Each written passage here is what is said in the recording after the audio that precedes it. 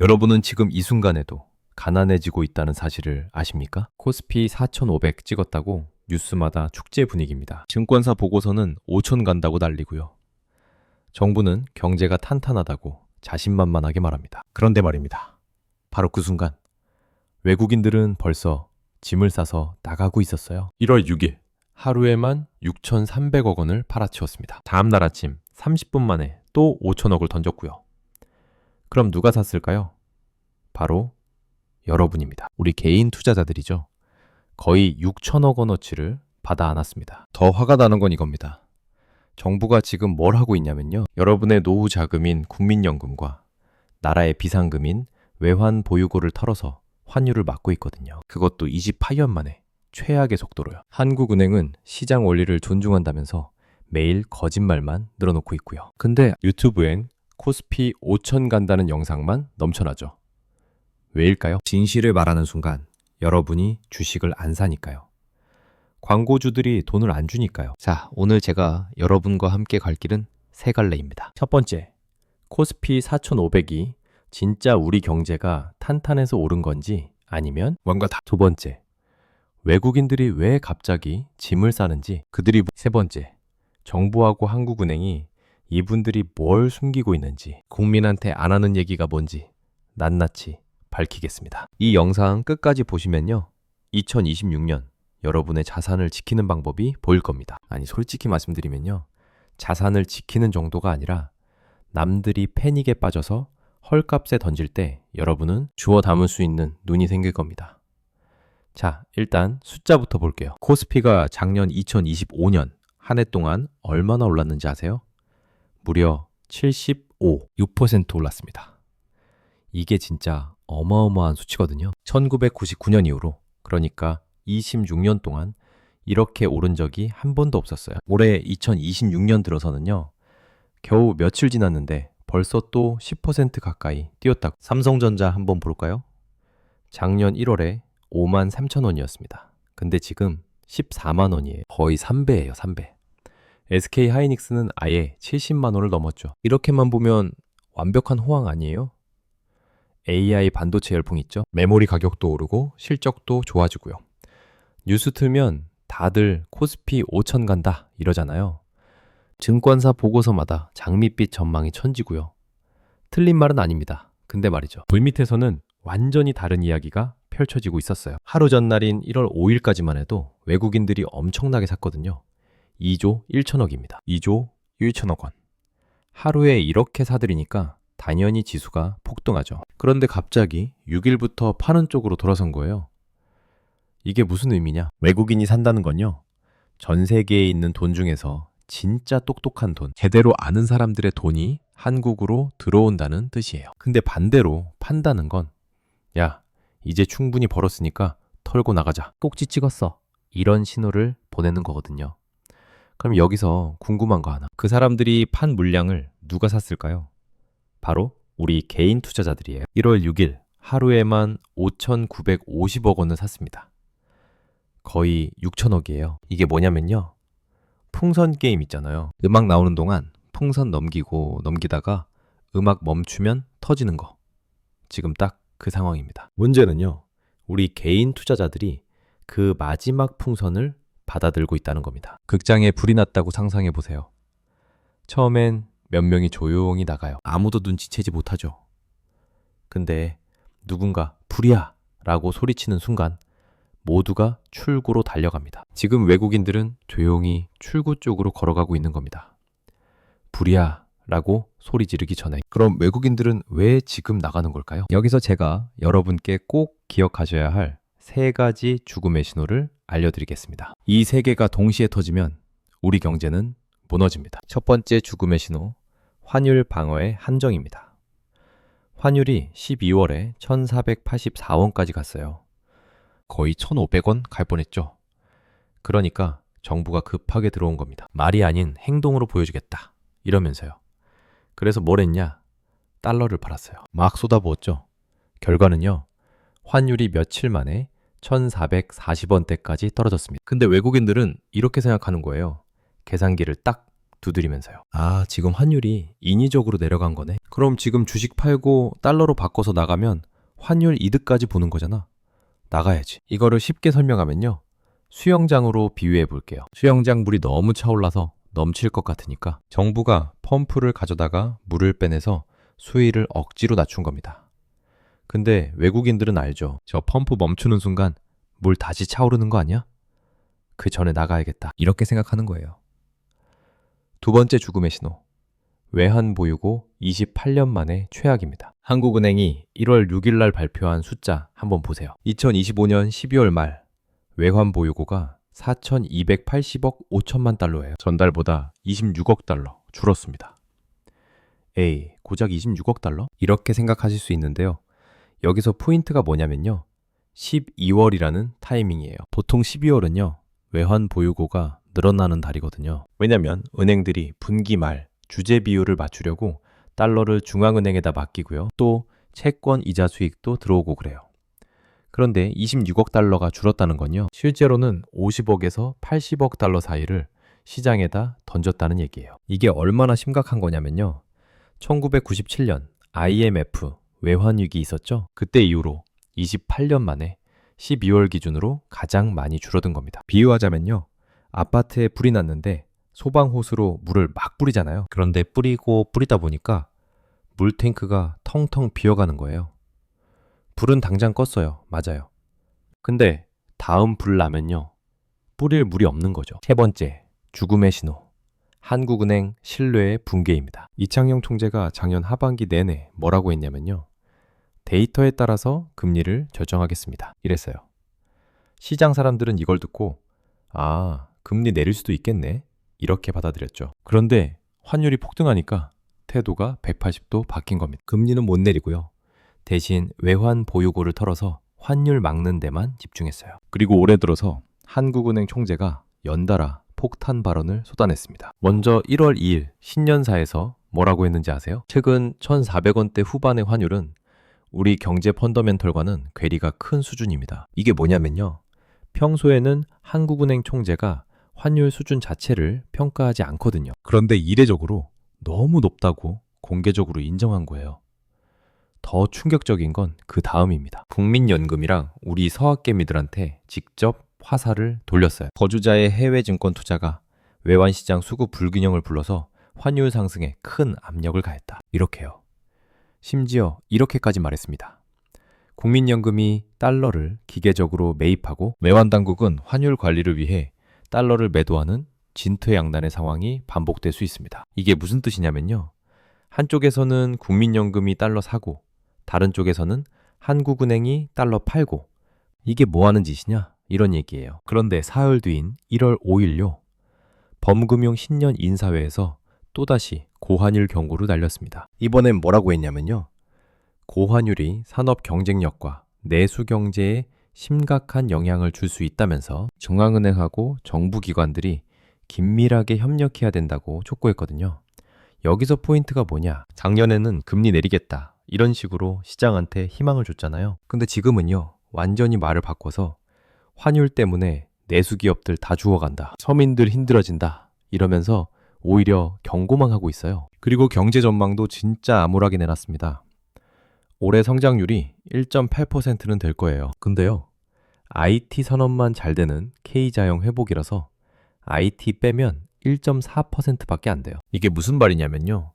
삼성전자나 SK 하이닉스 같은 반도체 기업들만 잘 되고 나머지 자동차, 화학, 중소기업들은 다 죽어간다는 얘기거든요. 그래서 체감 경기는 숫자보다 훨씬 안 좋을 거라는 거예요. 그리고 결정타는요. 통화정책 방향에서 나왔습니다. 작년 11월까지만 해도 한국은행 통화정책 방향문에 금리 인하 기조라는 문구가 있었어요. 근데 지금은요. 그 문구를 삭제해버렸습니다. 인하 여부를 결정으로 바뀐 거죠. 무슨 말이냐면요. 금리 내릴 생각 없다. 데이터 보면서 정교하게 판단하겠다. 이런 뜻이에요. 비둘기파적인 색채가 완전히 사라진 겁니다. 한국은행 총재는 마지막으로 유지경성, 뜻을 모으면 이룬다 라는 고사성어까지 인용하면서 여러 난관 속에서도 우리 경제가 도약하길 바란다. 이렇게 말했는데요. 솔직히 말해서요. 이게 외국인들한테는 어떻게 보이겠어요? 아, 이 나라 중앙은행은 말 바꾸기 대회 하나? 작년에는 금리 내릴 듯 말 듯 하더니 환율 오르니까 갑자기 국민 탓하고 경고만 날리네. 독립성도 없고 그냥 정부 눈치만 보는구나. 여기서 더 있으면 위험하겠어. 바로 이겁니다. 자, 이제 마지막으로 정말 중요한 이야기 한번 하겠습니다. 정부하고 한국은행이 국민 여러분한테 절대 안 하는 5가지 불편한 진실을 공개하겠습니다. 첫 번째 숨겨진 진실. 외환 보유고 4천억 달러 밑으로 떨어지면 어떤 일이 벌어지는지 말 안 해요. 지금 4,280억 달러잖아요. 충분하다, 문제없다 이러는데요. 1997년 IMF 외환위기 때가 기억나세요? 그때도 똑같이 펀더멘털은 튼튼하다, 문제없다 이랬어요. 그러다가 어떻게 됐어요? 4천억 달러가 심리적 마지노선인 이유가 뭐냐면요. 국제 신용평가사들이 이 숫자를 보거든요. 무디스, 피치, S&P 같은 곳들 말이에요. 4천억 밑으로 떨어지는 순간 한국의 신용등급이 하향 조정될 수 있어요. 신용등급 떨어지면요. 우리나라 기업들이 해외에서 돈 빌릴 때 이자를 더 많이 내야 돼요. 삼성전자가 공장 지으려고 돈 빌리는데 이자가 올라가면 어떻게 될까요? 그 비용이 어디로 가겠어요? 결국 스마트폰 가격에 다 반영되죠. 현대차가 이자 더 내면 그 비용은 차 가격에 들어가고요. 그럼 결국 그 비용을 누가 내요? 소비자인 우리가 내는 겁니다. 근데 정부는 이 얘기 그냥 괜찮다만 반복하고 있어요. TV 나와서 안심하라고만 하죠. 두 번째 숨겨진 진실. 국민연금으로 환율을 막고 있다는 사실을 제대로 안 알려줘요. 한국은행 총재가 1월 2일에 뭐라고 했냐면요. 국민연금이 달러를 기계적으로 매입하고 외환당국은 환율 관리를 위해 달러를 매도하는 진퇴양난이라고 했잖아요. 이게 무슨 뜻인지 풀어서 설명해 드릴게요. 국민연금이 해외 투자를 하려면 달러가 필요해요. 그럼 시장에서 원화를 팔고 달러를 사야 되거든요. 원화 팔면 원화 가치가 떨어지고 달러 사면 달러 가치가 올라가죠. 그럼 환율이 오릅니다. 그러면 한국은행이 환율 오르면 안 되는데 하면서 외환 보유고에서 달러를 팔아요. 환율을 내리려고요. 달러를 팔면 달러 가치가 떨어지고 원화 가치가 올라가니까 환율이 내려가죠. 결과가 뭐예요? 국민연금은 우리 노후 자금으로 달러 사고 한국은행은 나라 비상금으로 달러 팔고 이게 무한 반복되고 있는 겁니다. 마치 오른손으로 물 퍼서 왼손으로 붓는 거랑 똑같아요. 엄청난 에너지만 낭비하고 있는 거죠. 정부는 이걸 숨기려고 해요. 왜냐면 국민 노후 자금으로 환율 방어하고 있다는 게 알려지면 난리 나잖아요. 여러분 부모님, 여러분이 나중에 받을 연금으로 지금 환율 막고 있다는 게 알려지면 국민들이 가만히 있겠어요? 세 번째 숨겨진 진실. 28년 만에 최악이라는 사실을 희석시키려고 해요. 12월에 외환보유고가 26억 달러 줄었다는 발표 나왔을 때요. 한국은행이 뭐라고 했는지 아세요? 분기말 효과에 따른 금융기관 외화예수금 증가와 기타 통화표시 외화자산의 위달러 환산액 증가 등은 증가 요인이었지만 외환시장 변동성 완화 조치가 감소 요인으로 작용했다. 이게 무슨 말이에요? 누가 알아들어요? 대학에서 경제학 전공한 사람도 이해하기 어려운 문장이에요. 쉽게 말하면요. 우리가 달러 엄청 팔아서 줄었다라는 얘기를 최대한 어렵게 포장한 거예요. 1997년 IMF 이후 28년 만에 12월 기준 최대 감소폭이라는 무서운 사실을 감추려고 온갖 경제 용어로 둘러대는 거죠. 국민들이 이해 못하게 만들어서 불안감을 줄이려는 겁니다. 네 번째, 숨겨진 진실. 반도체 하나에만 의존하는 위험성을 제대로 경고 안 해요. 이청용 총재가 1월 5일에 IT 제외하면 성장률 1.4%밖에 안 된다고 했잖아요. 이게 얼마나 위험한 상황인지 아세요? 삼성전자하고 SK하이닉스가 넘어지는 순간 우리 경제 전체가 무너진다는 얘기예요. 한 다리로 서 있는 외줄타기 고개사를 상상해 보세요. 지금 한국 경제가 그 모습입니다. 반도체라는 한 다리로 겨우 버티고 있는 거예요. 2025년에 AI 붐 덕분에 반도체 수출이 급증했습니다. 그래서 코스피가 4,500까지 올라갔죠. 그런데 2026년에 AI 사이클이 꺾이면 어떻게 될까요? 그 한 다리마저 꺾이는 순간 한국 경제는 그대로 추락합니다. 근데 정부는 뭐라고 해요? 코스피 5천 간다. 반도체 슈퍼 사이클이다. 장밋빛 미래다. 이러면서 개인 투자자들을 계속 주식시장으로 끌어들이고 있어요. 반도체 가격이 꺾이는 순간 어떻게 될지는 말 안 하고요. 건설업은 이미 죽어가고 있습니다. 2025년 10월 기준 준공후 미분양 주택이 28,800호예요. 연초보다 22.8% 늘었죠. 이대로 가면 2026년에는 3만으로 넘습니다.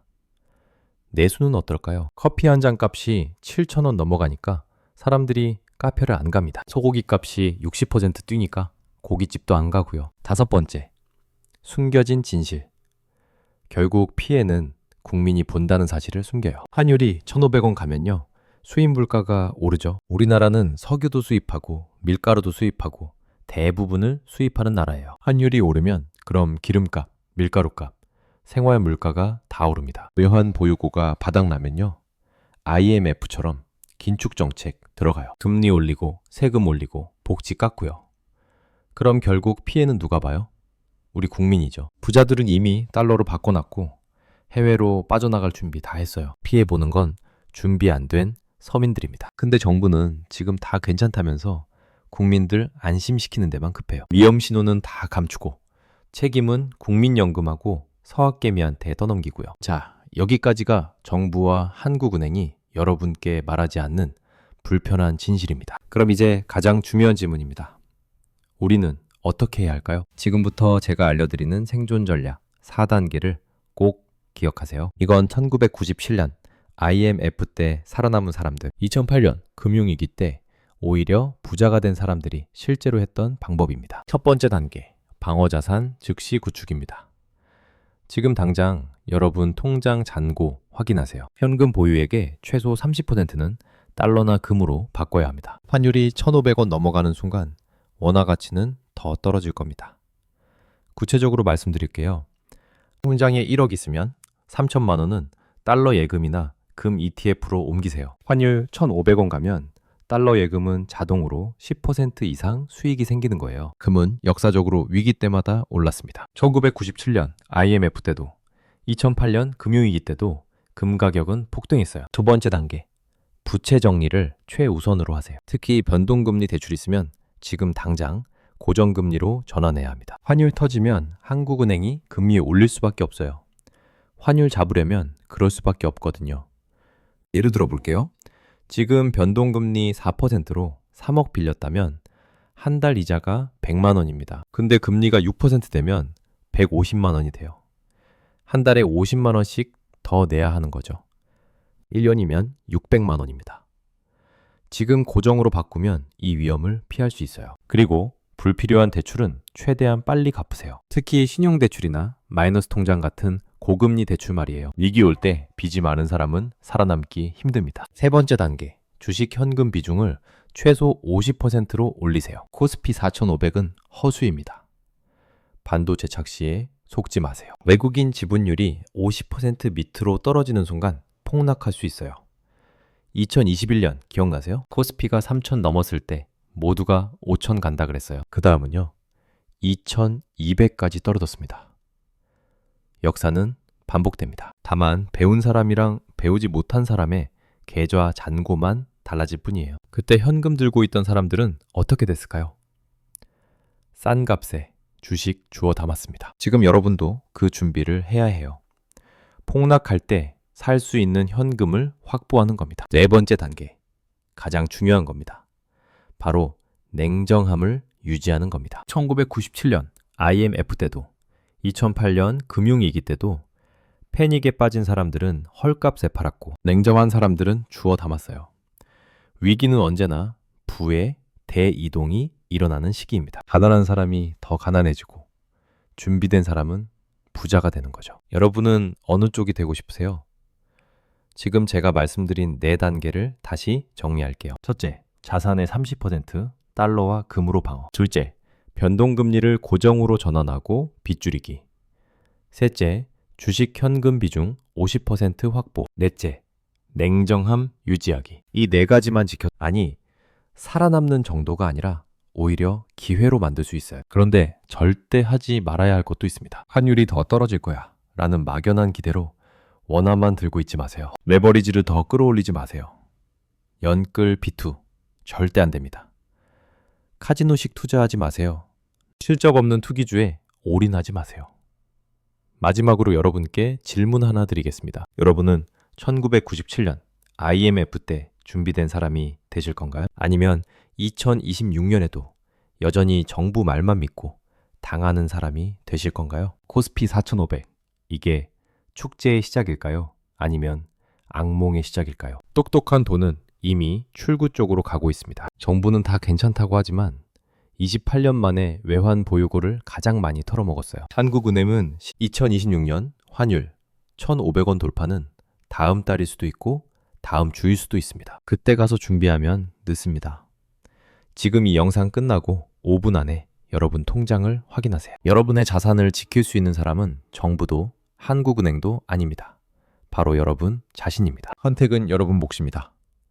여러분은 준비된 생존자가 되실 건가요?